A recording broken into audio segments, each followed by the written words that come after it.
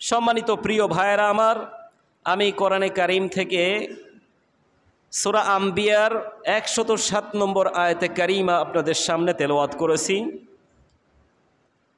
আল্লাহ তাআলা বলেন, ওমা আরসালনাকা ইল্লা রাহমাতাল লিল আলামিন। ওমা আরসালনাকা ইল্লা রাহমাতাল লিল আলামিন। নবী মুহাম্মদ, আমরা পড়ি সকলে সাল্লাল্লাহু আলাইহি ওয়াসাল্লামকে গোটা জগতের জন্যে রহমত স্বরূপ হিসেবে প্রেরণ করেছেন। আমাদের নবী, প্রিয় নবী মুহাম্মদুর রাসূলুল্লাহ, যত জাতি আছে, সম্প্রদায় আছে, আসমান জমিনে যা কিছু আছে, প্রত্যেকটা সৃষ্টি কুলের জন্যে আমাদের নবীকে রহমত স্বরূপ হিসেবে প্রেরণ করেছেন একজন, যিনি, তিনি কে? সম্মানিত প্রিয় হাজিরিন, আমরা অবস্থান করছি রবিউল আউয়াল মাসের প্রথম জুম্মা। কোন জুম্মায়? রবিউল আউয়াল মাসের প্রথম জুম্মায়। তো রবিউল আউয়াল মাস আসলে আমরা যে আলোচনাটা বেশি করে থাকি সেটা হচ্ছে মিলাদুন নবী নিয়ে। অনেকে বাড়াবাড়ি করে, আবার অনেকে ছাড়াছাড়ি করে, ঠিক কিনা?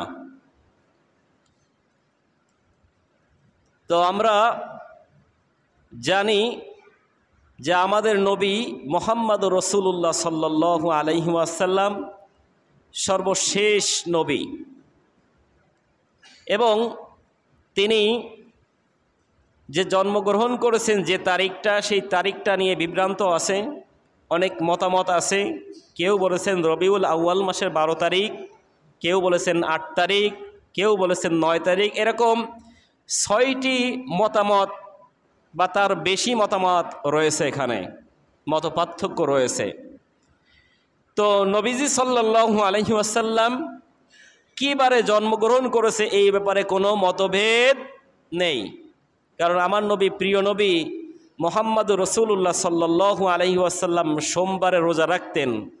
কী বারে রোজা রাখতেন? আবু কাতাদা রাদিয়াল্লাহু আনহু জিজ্ঞেস করলেন, ওগো আল্লাহর নবী, আপনি সোমবারে কেন রোজা রাখেন? আল্লাহর নবী জবাব দিলেন, যালিকা ইয়াউমু উলিদতু ইউবাসু ফীহি আও উনজিলা আলাই ফী। কারণ সোমবারে রোজা রাখি, তার কারণ হলো এই দিনে আমি জন্মগ্রহণ করেছি এবং এই দিনেই আমি নবুয়ত প্রাপ্ত হয়েছি। অর্থাৎ আমার নবী, প্রিয় নবী মুহাম্মদুর রাসূলুল্লাহ সাল্লাল্লাহু আলাইহি ওয়াসাল্লাম সোমবারে জন্মগ্রহণ করেছেন, এ ব্যাপারে কারোর কোনো ইখতিলাফ, মতপার্থক্য নাই। আমার নবী, প্রিয় নবী, তিনি মানবেরও যেরকম নবী, দানবেরও নবী। আসমানে যা কিছু আছে তাদেরও নবী, জমিনে যা কিছু আছে তাদেরও। এক কথায় আমরা বলতে পারি কুল কায়নাত তথা সমগ্র সৃষ্টিকুলের রসুল হচ্ছে আমাদের নবী, প্রিয় নবী মুহাম্মদুর রাসূলুল্লাহ সাল্লাল্লাহু আলাইহি ওয়াসাল্লাম। সম্মানিত প্রিয় হাজিরিন, আমাদের নবী যে শেষ নবী, এটা প্রমাণ দরকার আছে না নাই? দেখেন, পৃথিবীর শুরু থেকে নিয়ে এই পর্যন্ত হজরতে আদম আলাইহিসসালাম থেকে নিয়ে হজরতে ঈসা আলাইহিসসালাম পর্যন্ত 1,24,000 বা 2,24,000 এরকম সংখ্যা নবী আল্লাহ তাআলা দুনিয়াতে প্রেরণ করেছিলেন, এবং প্রত্যেকের সাথে কিতাব অবতীর্ণ করেছিলেন, এবং প্রত্যেকের সময় এক একটা শরিয়াত ছিল। তাদের একটা নির্দিষ্ট সময় সীমা ছিল, নির্দিষ্ট একটা ভূখণ্ড ছিল যেখানে সে দ্বীনের দাওয়াত দিবে, নির্দিষ্ট একটা এলাকা ছিল বা দেশ ছিল বা সম্প্রদায় ছিল। এক এক করে নবী রাসূলরাও চলে গিয়েছেন,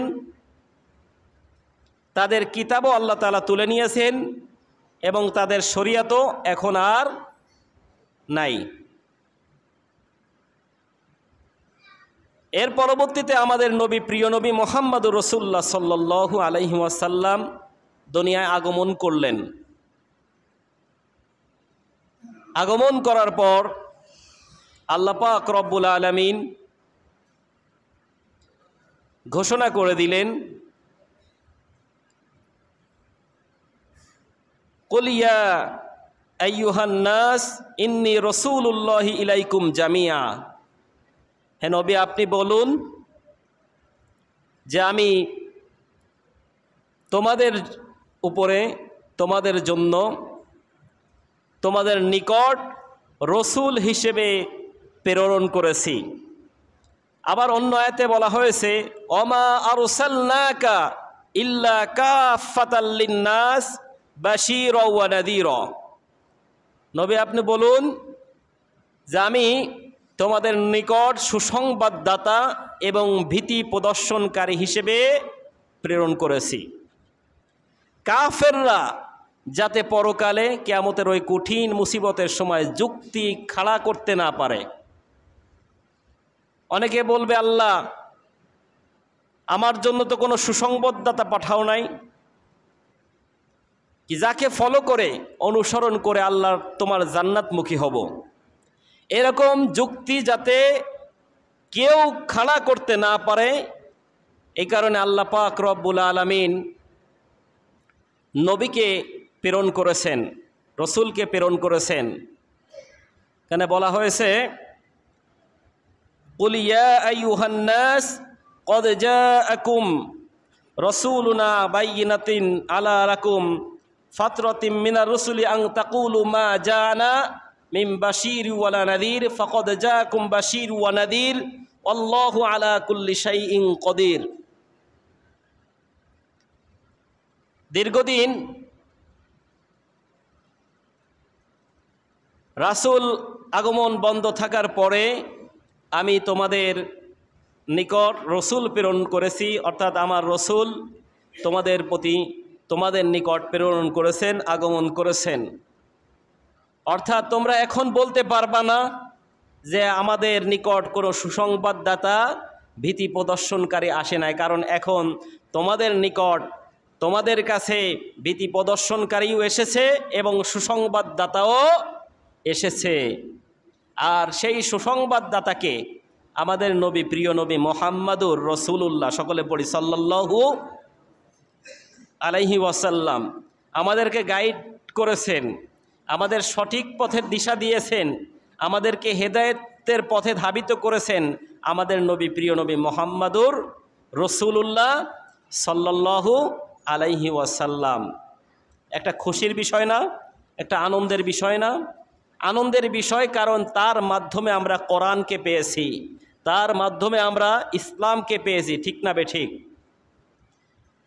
এই জন্য আল্লাহ পাক রব্বুল আলামিন বলেন, কুল বিফাদলিল্লাহি ওয়া বিরহমাতিহি ফাবিযালিকা ফালইফরাহু হুয়া খায়রুম মিম্মা ইয়াজমাউন। আল্লাহ তাআলা বলেন, তোমরা দুনিয়াতে যা কিছু পেয়েছো, যা নিয়ে তোমরা আনন্দ করো, ফুর্তি করো, মজমাস্তি করো, সব চাইতে আমি আল্লাহ তাআলার কাছে আনন্দের বিষয় হচ্ছে আমি আল্লাহ তাআলার রহমত এবং ফদল। রহমা এবং ফদল, তাফসিরে ইবনে কাসিরের মধ্যে এসেছে ফদল মানে কোরআন এবং রহমা মানে ইসলাম। অর্থাৎ কোরআন এবং ইসলাম পেয়ে আমাদের আনন্দ করতে হবে। কথা বলেছেন কে? আপনি দুনিয়ায় অনেক সম্পদের মালিক, অনেক টাকা পয়সার মালিক, আপনার অনেক জাহাজ আছে, ট্রাক আছে, অনেক কিছু আছে, আপনার মিল ফ্যাক্টরি আছে, বহু কিছু আপনার আছে, আপনি মহা খুশি। এর থেকে এই কোরআন পেয়ে কোরআন অনুযায়ী নিজের জীবনটাকে কোরআনের উপর বাস্তবায়ন করা, ইসলামের পথে ধাবিত করা, এর চাইতে আনন্দের বিষয় আল্লাহ তাআলার কাছে আর কিছু হতে পারে? কিন্তু এই আয়াতটাকে বেদাতি সম্প্রদায় যারা আছে তারা এর অপব্যাখ্যার মাধ্যমে তারা বলে ফাদল এবং রহমা দ্বারা মিলাদুন নবী এবং রহমা দ্বারা তারা বোঝাতে চায় জশ্নে জুলুস, বা ফাবিযালিকা ফালইফরাহু দ্বারা বোঝাতে চায় জশ্নে জুলুস।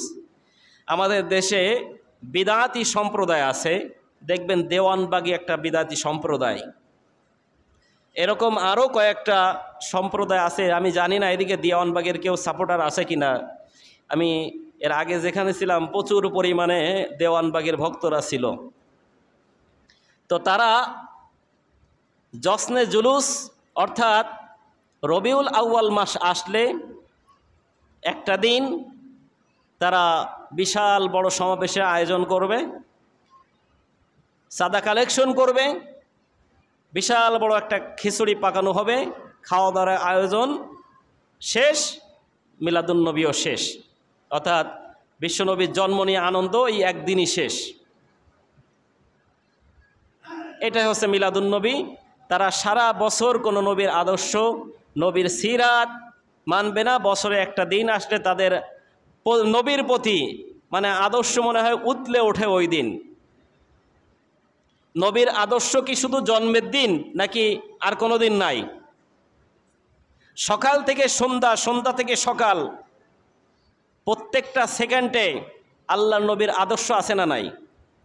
আমাদের প্রত্যেকের বাস্তব জীবনে রান্নাঘর থেকে নিয়ে রাষ্ট্র পর্যন্ত প্রত্যেকটা সেক্টরে সেক্টরে আল্লাহর নবীর আদর্শ আছে না নাই? কিন্তু এই সমস্ত আদর্শ তারা মানে না। বছর আসলে তারা এমনকি নামাজও পড়তে চায় না, এমনকি তারা নামাজও পড়ে না। ফতুয়া দেয় নামাজ পড়লে কেউ জান্নাতে যায় নাকি? মানে নামাজকে তুলে দেওয়ার জন্য তারা অগ্রণী ভূমিকা পালন করতে চায়। তো এরকম জশ্নে জুলুস যারা পাকায় বা এরকম ধান্দা যারা করে, এ একটা খাওয়া দাওয়ার ধান্দা ছাড়া আমি মনে করি আর কিছু না। এতে নবীর কোনো আশিক হয় না, নবীর কোনো ভালোবাসা হয় না। এখানে যত সব ভণ্ডামি, বাটপাড়ি, সিটারি, গাঁজা খাওয়া, মদ খাওয়া ছাড়া আর কিছু হয় না, ঠিক কিনা? আমার ভাইয়েরা, বন্ধুগণ, আল্লাহ তাআলা বলেন, লাকাদ কানা লাকুম ফি রাসূলিল্লাহি উসওয়াতুন হাসানা। উত্তম আদর্শ লুকিয়ে রয়েছে রাসূলুল্লাহর জীবনে। কার জীবনে? রাসূলুল্লাহর জীবন ব্যতীত অন্য কোনো মানুষের আদর্শ যদি আপনি তালাশ করেন তাহলে ওই আদর্শ আপনাকে গুমরাহি বানাতে সক্ষম। এজন্য আমার ভাইয়েরা, যারা নবীজির জন্ম নিয়ে যারা খুশি, এরা হচ্ছে জাহান্নামী। শুধু জন্ম নিয়ে খুশি কিন্তু তার আদর্শ, তার সিরাত নিয়ে খুশি না, ঠিক আছে? যারা নবীজির জন্ম নিয়ে খুশি কিন্তু সিরাত মানে না, আদর্শ মানে না, এরা জাহান্নামী। আর যারা আদর্শও মানে, সিরাতও মানে, জন্মও পালন করে, আর জন্ম পালনটা ওদের মতো না। জন্ম পালন করা যেরকম বিশ্বনবী রোজা রাখতেন সোমবারে, আপনিও আনন্দিত হয়ে বিশ্বনবীর প্রতি যদি ভালোবাসা থাকে তাহলে আপনি অন্তত সোমবারে রোজা রাখার জন্য চেষ্টা করবেন। আমরা যা কিছু শুনলাম, আল্লাহ তাআলা আমাদেরকে বাস্তব